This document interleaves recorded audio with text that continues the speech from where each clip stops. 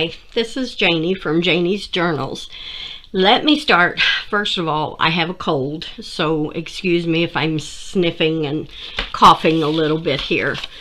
But I wanted to tell you guys that I am absolutely overwhelmed by the response that I have gotten on my last video, my Forest Fairy Junk Journal flip through. And you guys are just the best. You really, really are. You have no idea how much all of your comments and your compliments and your encouragement mean to me. I'm fairly new to junk journaling, and I'm just kind of flying by the seat of my pants with this YouTube channel. I didn't know how to start one, didn't know, and obviously you'll see through some of my videos, didn't have a clue how to edit a video or anything. And you guys have just made me feel so welcome here. So I thank you for that. Today, I was going through my drawers of ephemera, and there's things that, sorry, I know my voice is getting faint. There's things that I've had in my drawers for literally years. I was a scrapbooker for a long time, and things like these. I have these, this is doubled. It's just a piece of cardstock is all it is, and it's got folds in it. And I found these, and I bought all of these at one time, and I honestly don't think I've even used one of them yet. So I've got things like this that I'm really going to try to start using this stuff up. I come up with I didn't come up with it, but I've seen how some people will put prompts like in a little jar, and then they'll shake it and it will have tools that maybe they don't use as often. They're embossing folders and things like that. And then they will have supplies like those folders and like postcards, things that I have an abundance of. I don't use them very much, and I need to actually start incorporating these into my journals. So I was looking at my postcards, and all of these in this stack have a clean back. They're all perfectly fine on the back side. So I'm probably not going to use any of these today. Those I save for like journaling cards, or if I don't like this side of it, which that one I'm not that crazy about, I would cover this side and use this back side as a journaling spot. So those I'm not going to use today. However, while I was going through all of these that have the damaged backs, that one actually was written on at some time. You can't read the printing on it, but all of these have been either glued into some kind of a scrapbook or something, so the backs of them are really messed up and can't necessarily be used for journaling the way that they are. So I'm going to use some of these. And while I was looking through these, I found these two items. So this is the first one, and this is not like a cardstock. It is just paper, but it's made like this, and it's got all of these beautiful sceneries on them. Not necessarily, well, I guess it is a postcard because somebody did send it out.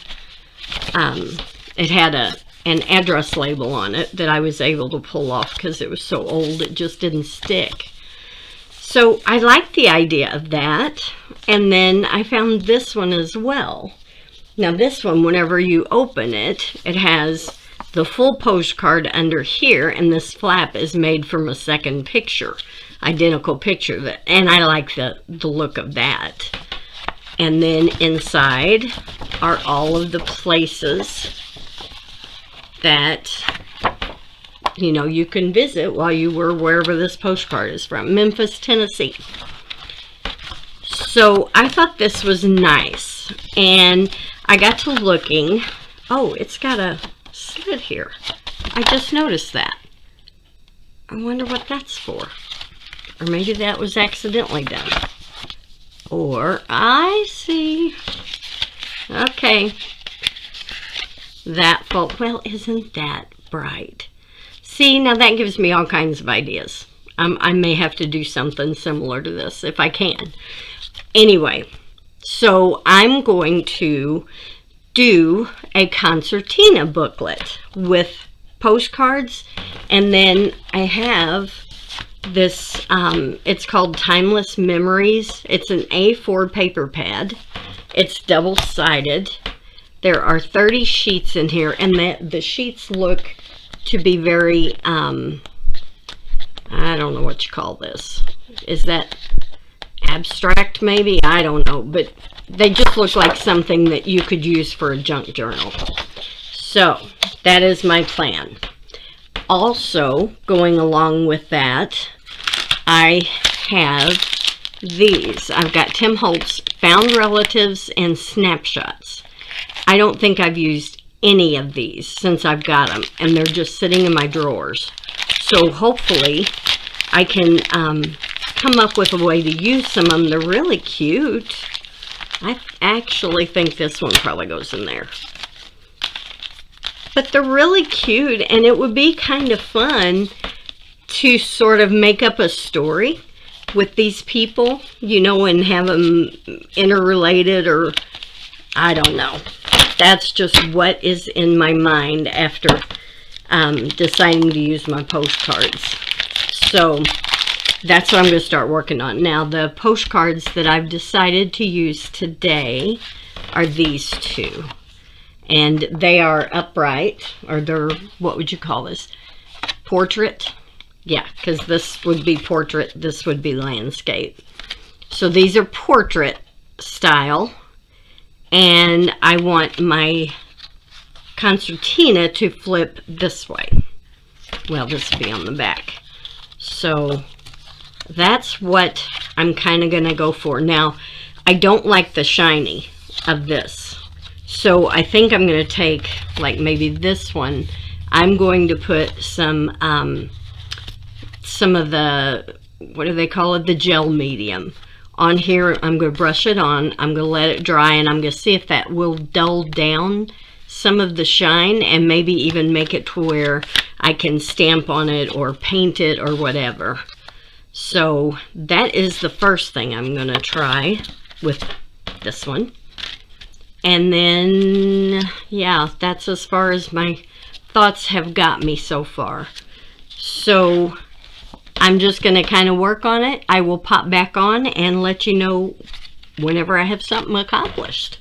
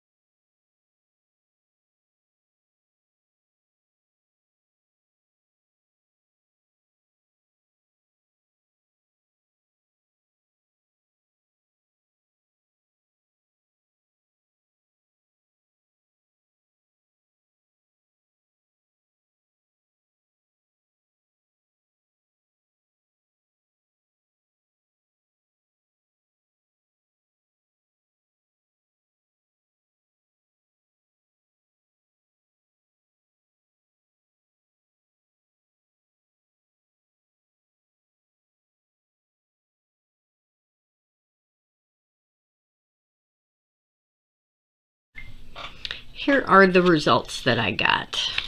This one is the Master's Touch Matte Gel that I used. And then all of these, I used the Vintage Photo Distress ink on the edges to give it kind of a vignette where it's lighter in the center and then darker on the edges. I like that one. This one is the Clear Gesso, and it's okay, but it's still pretty shiny. You can see that. I don't know if you noticed, this one was very matte. And then this one is the Crackle Medium, and I should say, okay, this is the Americana Decor, or Deco Art, whatever brand it is. And the directions on it say that you're supposed to put the Crackle Medium on, let that dry, and then put a layer of paint on top and let that dry, and then it crackles. So I didn't realize that whenever I used it, but that's okay. I actually, let me see if I can show you there, you can kind of see it there. It gives it almost like a warped finish. It's still very shiny, and I did use the distressed ink on this as well. It doesn't show up as much, but that one was interesting, worth trying again. And then this is the Crackle Accents that I used, and this is Ink Essentials, I think is the brand of this one. And I like the way this one turned out. It's very cracked looking. It still has a little bit of shine to it, but I like the cracking on it. And then again, I use the Vintage Photo. So those are the finishes that I got. And I'm trying to decide now. I think I'm kind of leaning towards this one, which was that's the Clear Gesso. This is the matte gel finish. Now mine, when I used it, I've had this for quite a while, and it's gotten a little bit thick, so I did have to use some water with it as well.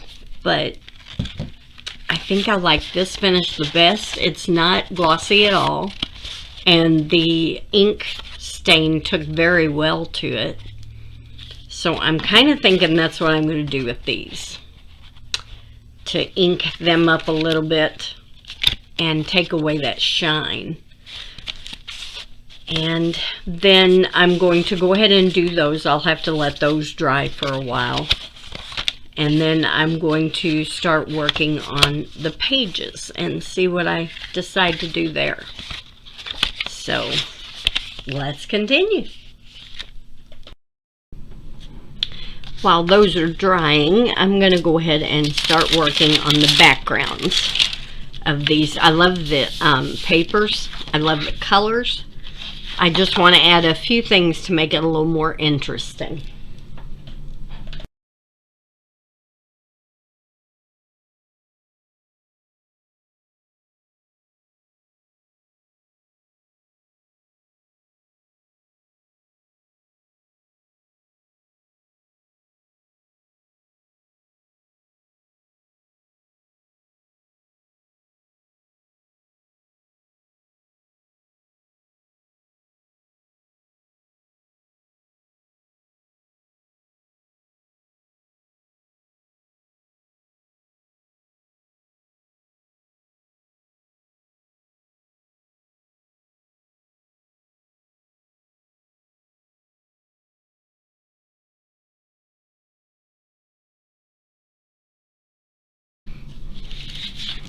Okay, I've got a little more color on there, and now I'm going to do some background stamping. I've got different stamps that I tend to reach for every time, so I'm just going to use a variety of them.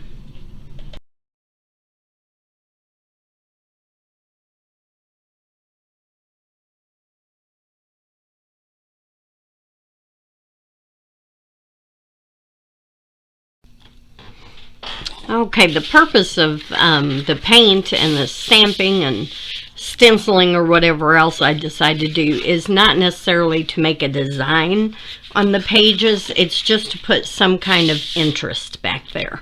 I'm going to be putting my ephemera on here. I'm going to be putting the Tim Holtz Lost Relatives on here. So most of the background is not really going to be seen, but those little peaks that you get, I want it to be very interesting. And now I'm going to work with the background and put a little more interest there with some, I've got some tissue here. I have some homemade tissue paper. I've got some parchment paper, and I have some washi tape. So I'm just going to add a little bits and pieces here and there to give a little more oomph to the backgrounds.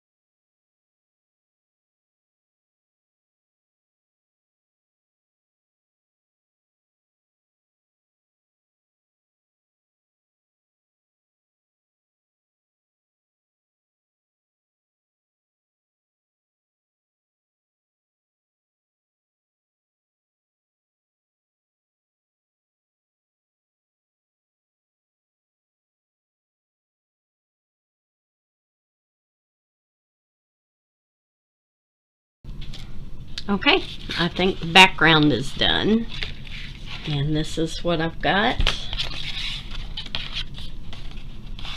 And this side, and I know two ends of this is going to be stuck to the postcards, but that's okay. So now my next step is going to be, I think my postcards are dry, so I'm going to go ahead and do the distressing to the edges of them. I didn't get to use the washi tapes, but I'm just going to leave them here on the desk because as I'm creating, I think I'll find spots that I'll need something else. And so yeah, we'll get the cover and the front and the back cover on it. I've also got to figure out a closure. I hadn't thought about that, but it's probably just going to be a tie closure or something really simple, and I'll just keep working on it. I wanted to give you a little bit of insight into how I'm going to go about decorating the pages of this. This is the front cover, and I just put this little cluster on here. I made that real quick, and then a couple postage stamps. If I do something later on, that's fine, but for right now, that's just the feel of that front cover. I'm going through all of the pictures that I have, all the Tim Holtz people, and choosing ones that I think go well with the backgrounds on each page. This house was one of these snapshots, and I just cut the house out, and then I'm going to put him on there. I've got her up here because I thought that she looks good with this long strip of tissue paper. I made, this is a Tim Holtz picture frame. I'm using a lot of Tim Holtz on this one just because his stuff is so cool. I put some plant stickers on this paper. I'm not sure yet which side I like best, but I know that that's going to go up here. I have this gentleman, one of the portrait people, and this train was also one of the snapshots that I just cut down and did some inking around. And I'm just going to keep going on like that. This is the back cover. So now I'm ready to do the other side. And that's kind of how I'm working out what I'm going to put on as focal points or focal images, whatever you call it. And then I'm going to do the details later.